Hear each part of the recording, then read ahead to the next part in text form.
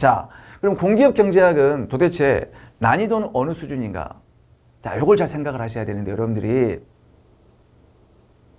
이 공인회계사 같은 것은 정말 뭐 가장 난이도가 높다고 생각하시면 돼요. 손도 못 대는 문제가 출제가 돼요. 가장 난이도가 높아요. 과도하게 높거든요. 과도하게. 뭐 모든 문제가 다 그렇지는 않지만 과도하게 난이도가 높아요. 높고요. 그다음에 가장 난이도가 낮다고 생각하는 게 공인노무사 또 하나 보험계례사가 있거든요. 그럼 얘는 왜 난이도가 가장 낮느냐? 이것 때문에 그래요. 이 노무사가 2008년까지는 필수 과목이었다가 이제 경영학과 선택 과목으로 바뀌면서 이제 이 난이도를 좀 맞춰야 되잖아요. 그러면서 그 다음에 그 이후로 보험계례사도 경영학과 선택 과목으로 바뀌었거든요. 그러면서 난이도가 굉장히 낮아진 거예요. 원래는 그렇지 않았거든요. 그러면 공무원 경제학은 그러면 출제 범위 같은 경우는 뭐 난이도가 좀 낮다 그래서 출제 범위가 좁혀지는 게 아니거든요. 다 구석구석 다 출제가 돼요. 그래서 출제 범위는 높지만 난이도는 노무사보다는 높고 회계사보다는 낮다라고 생각하시면 되는 거예요. 그런데 그러면 나는 어느 수준으로 공부를 해야 될 것인가 공기업 준비를 할 때 이게 뭐 통합전공이냐 상경통합이냐 거기에 따라서 좀 약간 차이는 존재할 수 있지만 이쪽 중간이라고 생각하시면 되는 거예요. 그런데 사실 여러분들이 뭐 딱 중간이다 라고 얘기는 할 수 없어요. 왜냐? 지금 공무원 준비하는 학생들이 공기업으로 많이 넘어오고 있는 추세거든요. 그런데 이 공무원 경제학이 최근에 경제학 추세가 그래요. 워낙 이제 준비하는 학생들이 많다 보니까 난이도가 점점 올라가고 있는 추세예요. 그 난이도는 어떤 거냐? 계산 문제. 과거에는 우리가 공무원 시험 문제 같은 경우 20문제가 출제가 됐는데 그 중에서 4문제, 5문제 정도가 계산 문제였다면 점점 7문제, 8문제까지 올라가고 있다는 얘기예요. 그러니까 여러분들도 준비를 할 때 안정권에 들기 위해서는 공무원 수준까지는 좀 준비를 하는 게 바람직할 거다. 그리고 여러분들 이제 금융공기업 같은 경우는 또 난이도가 또 올라가기 때문에 그 정도까지는 공부를 준비를 하셔야 된다. 이렇게 정리하시면 될 것 같고요. 신경수 경제학 고득점 학습평가 방법 어떻게 공부를 할 것인가? 자, 여러분들 뭐야? 통합전공, 상경통합 어느 수준으로 공부를 해야 할까요? 자, 여러분들 동일한 수준으로 공부하시면 됩니다.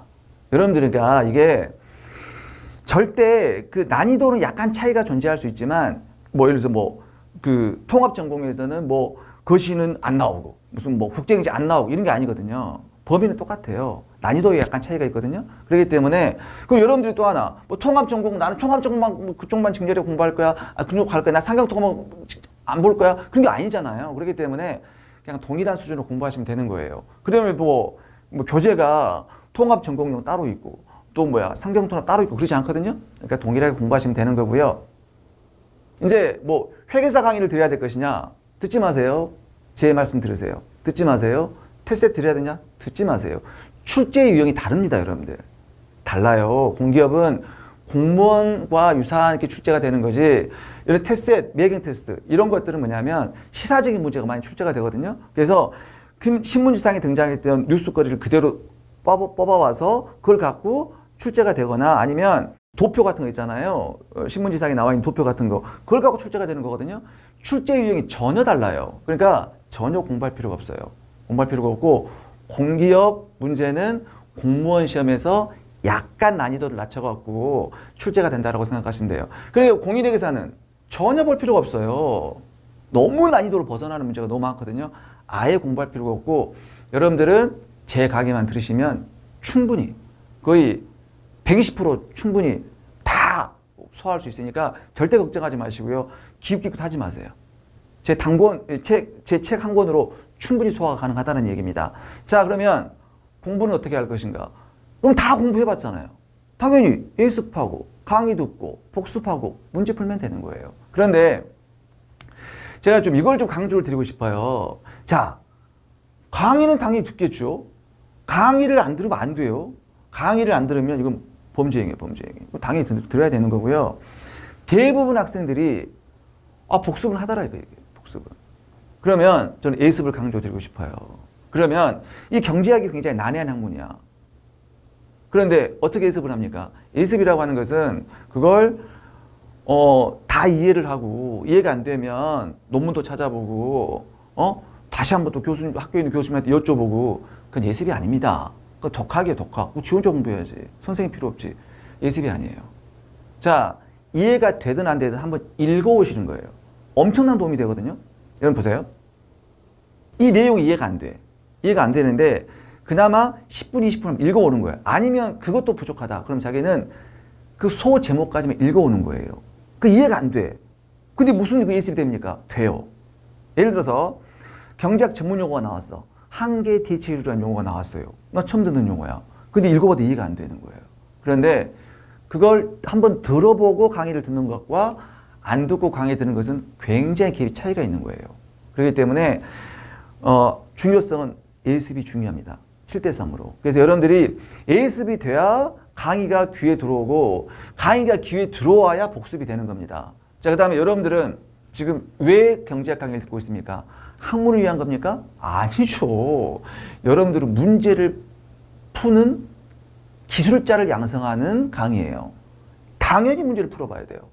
이게 최종 목적 문제거든요. 문제풀이. 그러니까 이런 식으로 여러분들이 공부를 하시면 가장 효과적인 학습 방법이 될 것이고요. 자, 그래서 예습 방법 나와 있죠. 어떤 내용들이 있는지 전체적인 맥을 짚을 수 있어야 된다. 그런 얘기고요. 그 다음에 이제 우리 제 강의 커리큘럼을 잠깐 설명 좀 드리면은요.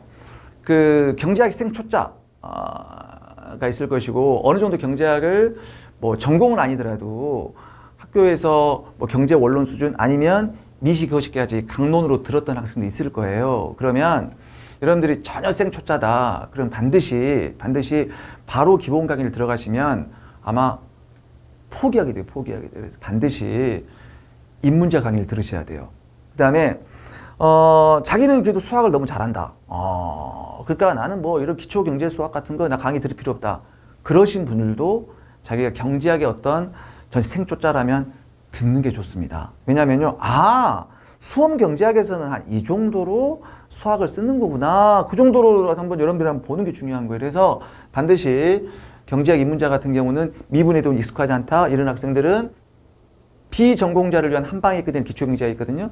이걸 반드시 수강을 하시고 그 다음에 이제 우리 심화이론을 하긴 뭐하지만 이게 통합 패키지로 강의를 들으시면 되는 거예요. 그런데 이제 자기가 그나마 좀 경제학을 전공을 하고 좀 들었던 사람이다. 그런 학생들은 바로 이렇게 이 패키지 강의를 들으셔도 되는데 중간에 좀 뭐 미진한 부분이 없지 않아 있다. 그러면 참고하는 식으로 자 우리 이거 경제학 입문자 강의를 참고하는 식으로 이렇게 접근하시면 될 것 같고요.